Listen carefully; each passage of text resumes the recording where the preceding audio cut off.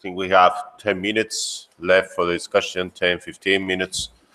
May I ask Professor Trensenyi to join the table?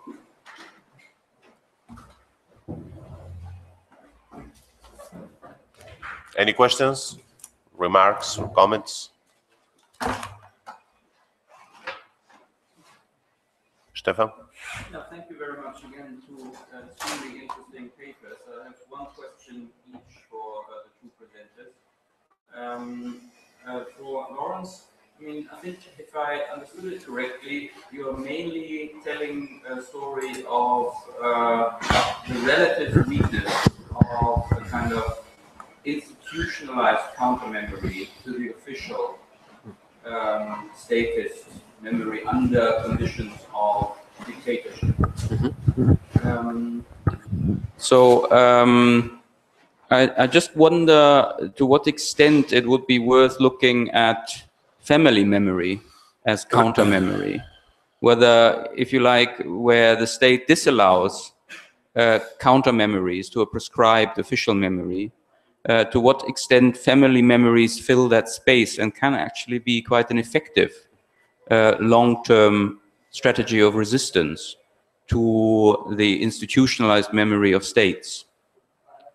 For Balázs, I completely agree with you that this kind of liberal national tradition coming out of the 19th century was overwhelmingly statist and was being transformed into a kind of modernizing project in the interwar period. But of course, as always with liberalism, it's such an incredibly multifaceted phenomenon. So again, you have sort of a variety of traditions within that. And you do also have, I mean, if you like, very crudely, you could say you have a kind of left liberal and a kind of right liberal discourse. And the left liberal discourse, of course, was always much more critical of the state. And interestingly, and I hope I'm not resurrecting crude distinctions between Western and Eastern Europe, but these seem to be much weaker in Eastern Europe. Or maybe I'm wrong. Okay. Any more questions? Comments? I have just a brief question to Lawrence, which, well, you also included Trentino, obviously, in your presentation. What happens to the fallen soldiers of the Austrian-Hungarian army who came from Trentino and who were fallen in Eastern Galicia during the First World War? I think you briefly referred to them. Obviously, Cesare Battisti and his fellow martyrs received the bulk of the attention, but was there any reference to these fallen soldiers with the wrong uniform? And that's for the wrong cause, because I know that quite recently the municipality of Trentino, the regional government of provincial government of Trentino, has undertaken several actions just to try to compensate the balance, and this refers to the question of social memory, and to what extent family memory in Trentino actually remember Austrian rule, and these fallen soldiers are people who actually died for a just cause or who deserve to be remembered as well. Yeah, I think what is important to bear in mind, I mean, you are completely right. I think like there are different kind of liberalisms, and I would very schematically, I would say that there is this liberal nationalist tradition. Then I would say there is something like cultural liberalism, which is usually very critical of liberal nationalism actually, and there will be also some sort of economic liberalism which could be statist or not statist in different combinations, and these three very rarely met. Also political rights liberalism. And I think there would be, but I think that could be somewhere. So the funny thing is that starts to disappear. So I think like that is there at the turn of the century. But I think, and this is what I wanted to say, that exactly from 1900 onwards, part of this political rights liberalism actually is morphing into what in the East Central European context I would call civic radicalism, which is some sort of kind of combination between non-Marxist socialism and liberalism, which you could describe as left liberal. And I think some of the elements of the liberal tradition actually morph into the social democratic movement. I mean, Renner and Bauer are of course Austro-Marxist, but many of the ideas that actually they are building on are part of the Austrian liberal tradition, whereas the Austrian national liberals are becoming more and more nationalistic. Yeah? So I think what happens is that you have and this is the same story with young Czechs, yes, we talked about yesterday, that many of the ideas that young Czech movement becomes very nationalistic, basically disappears from the stage, but then many of their ideas are actually carried on by the Social Democrats.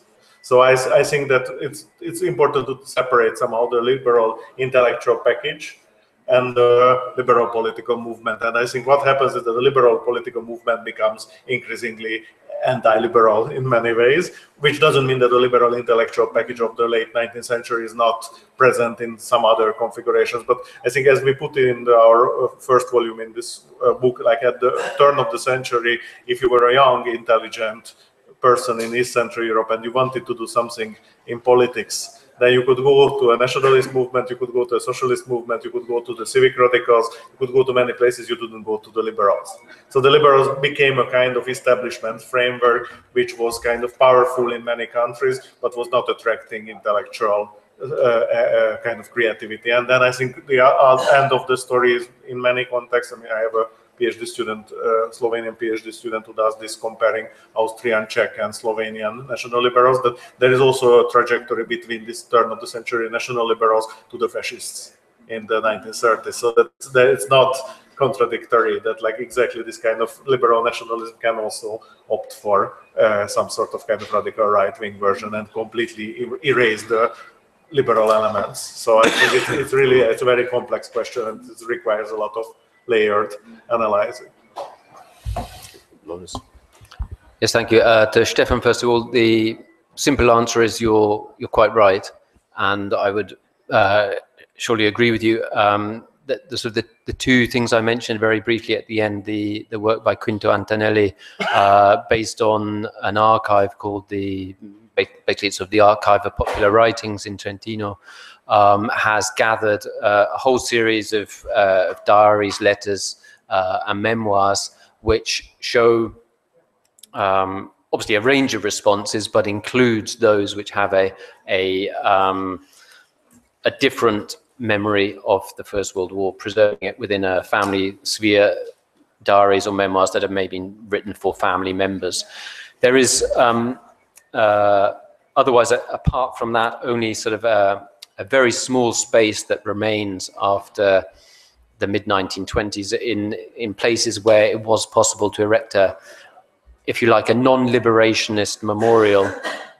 Those remain, even though there are calls by extreme Italian nationalists that they should be removed from town squares or whatever. But in terms of conducting public ceremonies around them, obviously there's little possibility there. So it is indeed in the families that this remains, and it's only really in terms of historical research since the 1980s that it's been addressed. And in terms of public involvement, which brings me on to José's question, it's only more recently still that the provincial or sort of the autonomous province of Trentino has sought, if you like, not to rehabilitate, but at least to recognize the fallen on both sides. And I think one has to put that into perspective, in the sense that after 1918, there obviously was a problem that a large number of the Trentine War dead were killed in Galicia, and the graves were not accessible, so it was difficult to maintain them, and no state really felt responsible for the upkeep. Or it was difficult to maintain the upkeep, put it that way. It relied on international organizations, and certainly the Italian state did not feel responsible for making a contribution to all the Austrian war cemeteries, which had already been started to be constructed since 1914-15, and those then sort of suffered long-term neglect. And it's only really sort of in the last 2 or 3 years, perhaps a little bit longer, that there have been then efforts on the part of the Polish government also with international organizations and civil society to sort of to restore, to repair these war cemeteries. Okay. So, one more question by Professor Larsen. Thanks very much. This is principally for Balázs, though I think the position of Italy as having borderlands with Slovenia and Croatia and the Adriatic will play into this. And it's just a sensation I get from today's session, which I think is extremely intriguing. We're used to seeing Europe nowadays as the re-merger of two halves that have grown apart since the Molotov-Ribbentrop Pact, more or less. But we're recreating this by heuristically distinguishing between the Wilsonian and the Leninian moment, and maybe between the regimes of the Versailles Treaty and the Trianon Treaty. And the idea that nationalities, minorities, things panned out differently for intellectuals and activists in the Western countries and in the post-imperial countries of Central and Eastern Europe. And I'm intrigued by this, and I'm wondering how this was in the 20s and 30s for the intellectuals concerned. The state very strongly monopolizes national agendas. I mean, that is definitely a hard finding that we have. Does that mean that the discussions are locked into that there is, if you like, a politically imposed methodological or intellectual nationalism for the people concerned? How much dialogue is there directly or through mediation between Galicians and Lithuanians in 1932? So how are the macro-regional communities of communication panning out in the various parts of Europe that were so much of a continuum as we saw until 1914? Do we actually see a macro-regional intellectual cleavage crystallizing as a result of 1918 at the level of intellectual communication? And where would that leave particularly Italy as the one Western country that would have an interface with the... Yeah, that's what I'm thinking on those lines all the time. Okay. Mais preguntas? Any more questions? Teño unha pregunta para Lawrence Cole, que repercusión ten na actualidade se vostede coñece a experiencia actual que pode haber de reminiscencias na zona do Trentino, etcétera, na mentalidade colectiva de todo aquilo. Se hai unha pervivencia, digamos, de tipo cultural dentro da sociedade actual. E a Balzac, lamento moito non haber tido escoitado a súa conferencia, pero vou lle facer unha pregunta absolutamente puntual, porque é un tema que eu suscitei e parece ser que foi controvertido, pero sobre o que sigo mantendo moitas dúbidas. Cal foi no seu coñecemento da ZOA, por cuestións histórico-xeográficas, da mentalidade que poidera haber nos anos posteriores ao remate da Primeira Guerra Mundial en Austria, xa non vou dicir en Hungría, sino en Austria, respecto dun posible expansionismo checo? Moitas gracias. Do you understand the question? Fear in Austria, Czech expansionism, the question was, well, actually, which is the social impact of the First World War in present-day Trentino. So, how alive is this remembrance in society? So first to you, I think this is again very complex, yes, because I think East Central European political culture was very much operating with an imaginary West as a constitutive element of its political thinking. So the Western other is always there, and it's very, I mean, from the late 18th century, when the first time they discovered that there is some sort of cleavage, it will return all the time, that we have to somehow reach or bridge the gap created by our backwardness compared to the West, and this will return all the time. At the same time, in the 1930s, and that's why always there is a kind of ideal model. So you don't need to kind of have utopianism. This is what we found, that you don't need to have utopianism in the late 18th century, because you can just say that we want like it in England. Yes, I mean, you don't need to talk about the future. You just talk about the spatial. The space becomes the time gap. But then at the same time, in the interwar period, there is also anti-Western modality. Yes, for example, you can find people who are saying that actually our nationalism becomes self-destructive because we started to copy the West. Until we were having a kind of pre-modern nationalism, it was much more incorporative than the Western style. So they, for example, start to accuse the Yeah, they start to accuse the French for exporting a wrong model of nationalism which destroyed Eastern European peace. And this can come from a conservative position, but it's still now about how this interwar period reconfigures, however, this kind of symbolic geography. I think there is one discourse which kind of to a certain extent bridges this East-West, and that is the small nation discourse. Yes, I mean, and that will come up in the interwar period in historiography very visibly, like this is like you know, exactly connected to this historians' internationalism post Pyrenean, and then there is a kind of interesting cooperation like Scandinavians, Balkans, Eastern Europeans kind of claiming that it's all the same whether you are in Sweden or in Bulgaria, you are actually a small nation, and that's the perspective you have to take. And and there is one more thing, and for example you can see it in the analysis of fascism by István Bibó, that he takes Germany and Italy together with Eastern Europe, yes? So he retains the East-West framework, but he considers Germany as paradigmatically East, yes? And by the way, this is something that you can see also in a different context, for example, from what we will have nationalism studies after 1945, Hans Kohn's distinction of German nationalism as an Eastern nationalism, yeah? So like, which is actually a very complex internal debate, because originally he was interested in Palestinian nation building and he was trying to create binational Palestinian nation, and he got angry when both the Zionists and the Arabs were resisting this. But this is what he was talking about. The Czech nationalism is Western and German is Eastern. Yes, so the transposition of German. Exactly. So the funny thing is that basically you, even if you are actually geographically not working with East and West, conceptually you still work with East and West. Yes, so Czechs are more Western than the German. And I think about the Czech expansionism, I mean, it's again a very interesting question.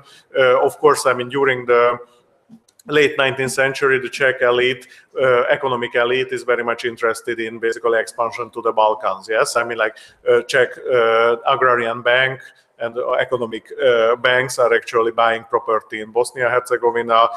Actually, Bosnia is considered by the Czech public space as a possible colony of the Czechs. Also based on the fact that this is a Slavic brotherhood, so actually Bosnians will be more happy with the Czechs than with the Austrians and the Hungarians. So there is a kind of, let's say, internal colonization project. And then, of course, by extrapolation, it could be also a Czech expansion to the whole Balkans, yes, and until some point this is imagined within the framework of the Habsburg monarchy. Around 1900, of course, in the context of Neo-Slavism, there can be also an alternative to the Habsburg monarchy discourse in the framework of some sort of Slavic solidarity. Of course, the problem is always Russia and how Russia plays into this. And then during the First World War, of course, in the emigration, like, of course, Masaryk starts to discuss with some sort of kind of coalition with Yugoslavs. Yes, I mean, like, there is this, probably you know it, this idea of corridor between Czechoslovakia and Yugoslavia in the future. So this is discussed in New Europe, like exactly the same Seaton-Watsonian circle. They are discussing that there should be a connection between Czechs and Yugoslavs so that the Slavs are not separated by Hungary. So the idea was to cut Hungary and Austria a little bit into pieces so that the two countries can be connected. So there is all this, but I would be also be very careful not to overstress it. Yes, I mean, like, it's not something that is the master narrative of Czech political culture, but it's there. It is there, and I think it's very interesting that, for example, there is research now about Czech travelers to Africa and Asia in the 1900s, and then it documented that basically the Czechs imagined the whole global space as a kind of expansion of Czech diaspora network. So the Czech traveler goes to South Africa and meets Czechs, and goes to Tanganyika and meets Czechs, and goes to, I don't know, Bangalore and meets Czechs, and he has this vision that Czechs are a global nation. And this is already there before 1918. I mean, it's not coming with the Czechoslovak Republic. Of course, then the Czechoslovak Republic will put this together with a vision of the most enlightened, most Western Eastern European country, that actually Czechs are not Eastern European, they are Western European, and that will also play a role. But this civilizational discourse is there already at the turn of the century. And then, of course, it's a separate story how this plays out in the civilizational discourse or colonial discourse in Carpato, Ukraine. after 1918, where there is a certain kind of colonial discourse. So like the Czech discourse about Carpato-Ukraine is to a certain extent comparable to the, let's say, British African colonial discourse, that we are going there and we are civilizing a population. So there is quite interesting elements in this as well. Yes, thank you for these two questions. Just briefly to Jup's question, which is very interesting and complicated one. Stefan Drioff would surely be able to answer it better than myself. But my impression is that obviously it depends on who's doing the observation, but that a lot of the sort of the cleavages in perception, sort of traditional, in the sense of the perceptions of Eastern and Western Europe that have emerged since the Enlightenment, map out the mental Europe for many observers still, which then in part is enforced by this legal framework as to which parts of Europe or the Near East are subject to minority treaty agreements in the international arena or not. So that obviously influences the situation, but when one looks at it more carefully and sort of different observers, I think then it does start to break down, in the sense that if one takes the British example, which is obviously things I'm more familiar with, Czechoslovakia is seen as in a sort of if you like a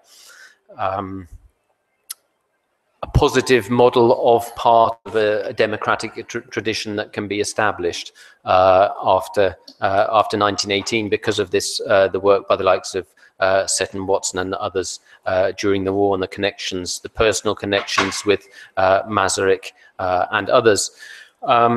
Italy fits into the pattern in a sort of slightly hybrid way, one could say, in the sense that there is interest in the German minority, partly because I was talking with Stefan Drioff about it yesterday, that it's an area that is more familiar to certain observers. It's places where they've been to, and they're aware of it for historical reasons as well, from the Napoleonic Wars and so on.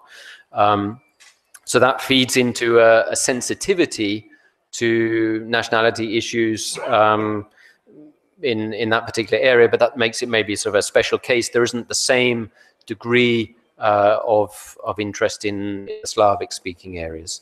But obviously Italy is sort of basically seen as you suggested, as part of the victorious alliance, and it can essentially do what it wants. Regarding the other question, which if José's translation gives an accurate summary, was to do with the social impact of World War I in Trentine society today. Yes. Yes. Well, interestingly, I was at a conference in Trento last week, which is one of the reasons why my paper for this conference was late. That was one of my excuses. So I can get a sort of a sense of some of the current debates. Obviously, at the moment, there are lots of activities and commemorations of the execution of Cesare Battisti, of the 100th anniversary of that. And it's interesting to see that in that respect, Battisti is still a key center of public discourse, but obviously there is a more active debate around it. There is a sort of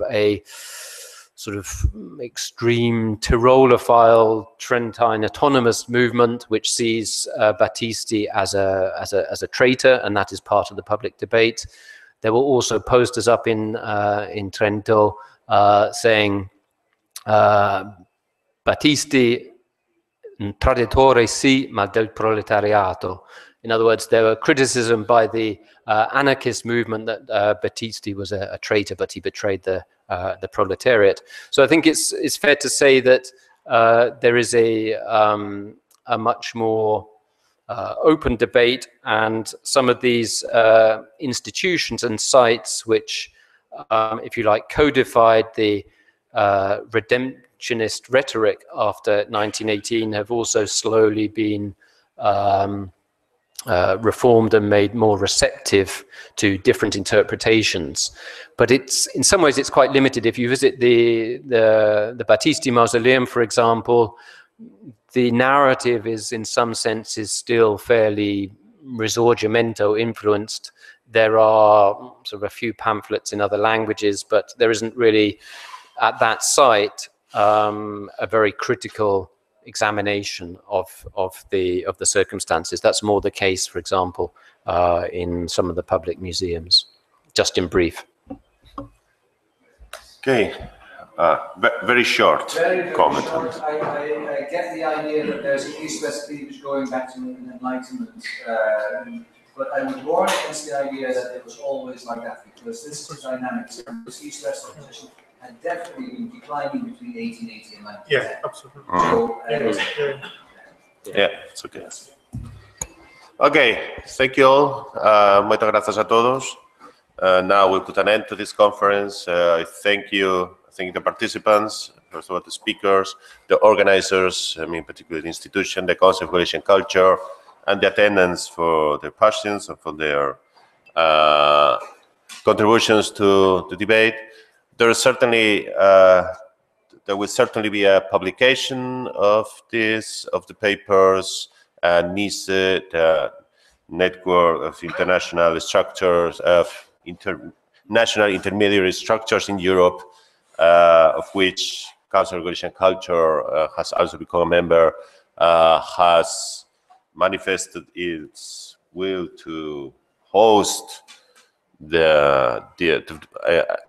a volume on this, I mean, and to host the papers of this conference as a book in series in the publisher, international publisher Brill in Leiden.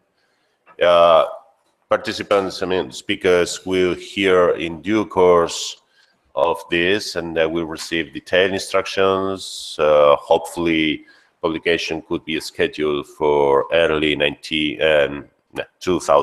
I'm still thinking in terms of the First World War. Thank you all. Muchas gracias a todos. There are some pamphlets here. I mean, this is a gift from Professor Lersen's research group, SpinNet. So they are free. Poderlos levar, si queredes. Hay información sobre el proyecto que dirige el Profesor Lersen and University of Amsterdam. Okay, thank you. And also, thank you to our translators and from thank you our to the participants. Particularly thank you to the translators.